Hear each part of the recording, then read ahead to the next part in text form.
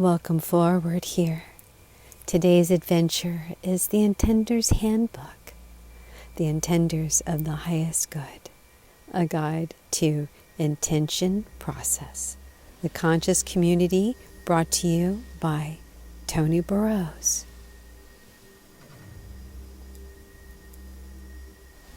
This is the Highest Lighthouse publication there. This is the 7th printing from March 2010.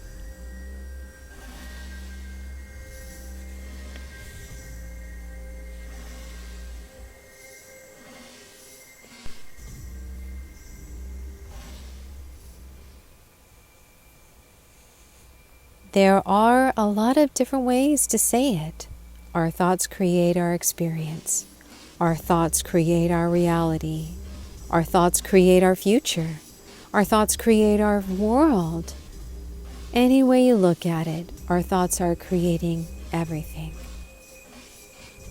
The following quote by Meryl Morrow reads, "We realized that we needed to make the best use of our thoughts.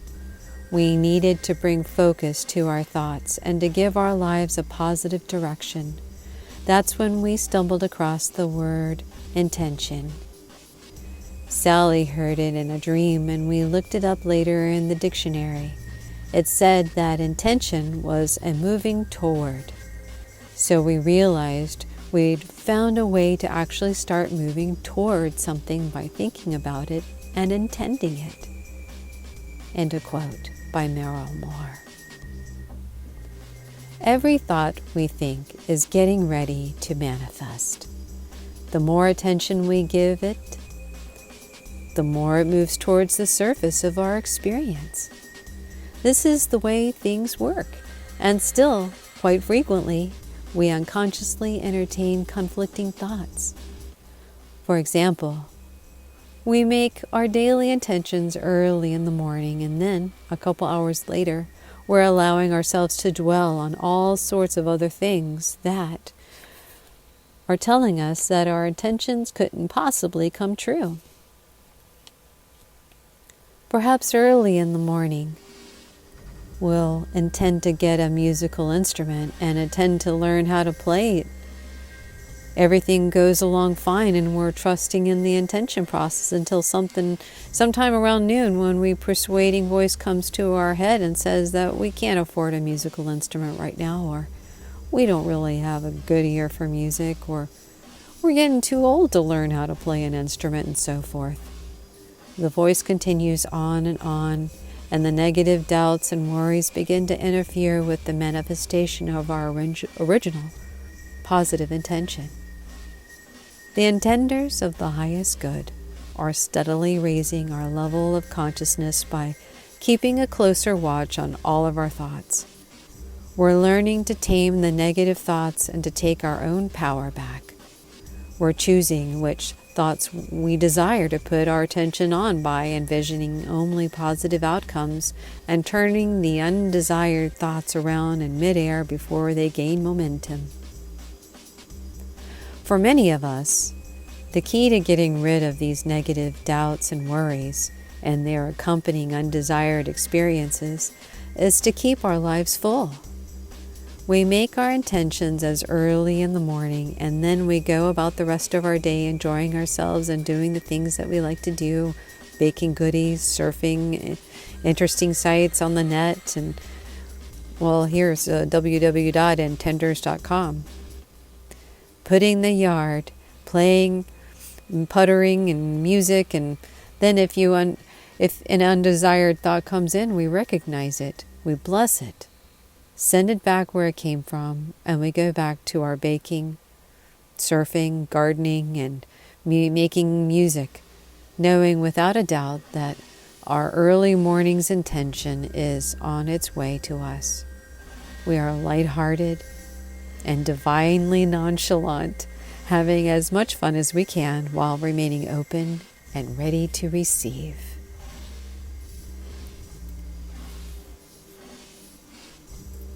Here is an excerpt from the chapter 10. They all laughed, and Philip resumed the conversation. Quote, I'll give you another example, Liz. Suppose you go into a pizza parlor and order your pizza at the counter. They give you a cold drink, point you toward a red-colored table, and tell you that your pizza will be ready in 20 minutes. You go sit down and wait. While you're waiting, you do not ponder and worry about whether they'll get the pizza right. You've ordered mushrooms, anchovies, and banana peppers, and extra cheese. You don't concern yourself with the possibilities that maybe they'll accidentally put on some bell peppers or black olives or onions. And you won't worry about if they burn the crust, or worse yet, if they forget the cheese. That could make you sick to your stomach thinking about all that. If you trust that the lady who took your order will make sure it's correct, or that if there's a problem, the person will take it back and have it fixed according to your exact instructions, well, the pizza place wants you to be happy. They're not out to get you. They want you to keep coming back for more. Quote, likewise, the universe desires to be our friend. It is we who sit and dwell on the burnt crust and lack of cheese. We bring these understandings to ourselves. Remember, we said that we think creates our experience, and so if we worry about the worst case scenarios, those things tend to come to us. It is not a wise idea to draw unhappy, stressful experiences into our lives, but that is surely what we do when we get to worrying about things.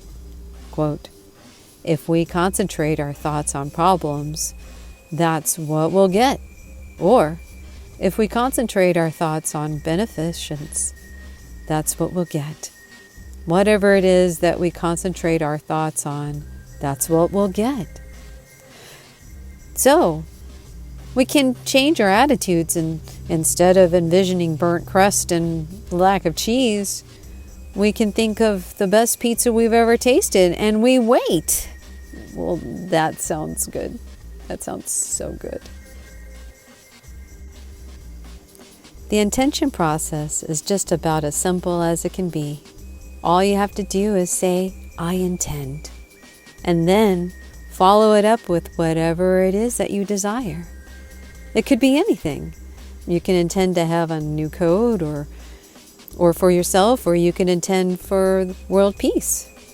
Since there are no limits on what you can think about, there are no limits on what you can intend. For me, I get up every morning and I intend that I am joyful and happy.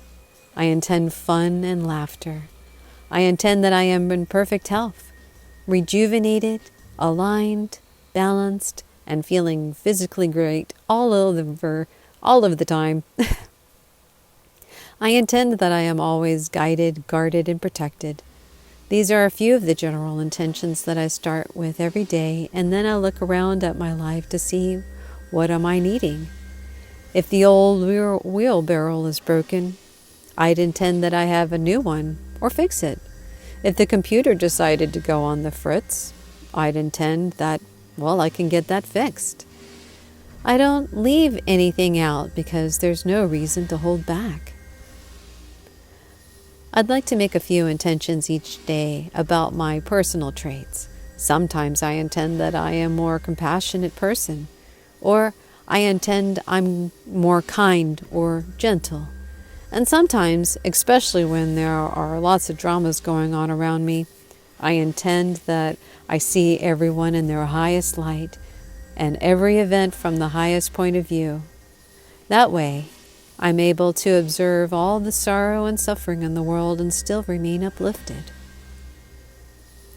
I intend that I remember that it does not do anybody any good to drop down into someone else's challenge and become troubled or sad along with them. It is much better to set an example by staying happy and cheerful. After intending for things like this for a while, it takes a closer look at the world at large and makes a few intentions for it too. For example, I intend that men and women and children everywhere experience grace.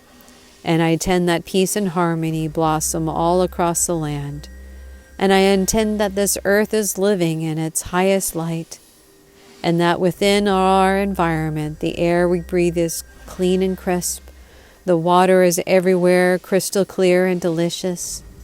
The soil is abundant and lush. Growth and beautiful fruit is dripping from the trees. The animals are honored and respected. And people all over the world are happy and smiling because they're being given everything they need.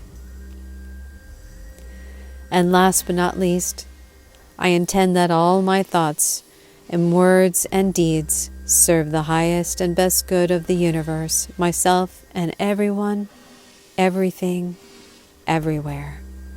So be it, and so it is. That was by Tony Burrows.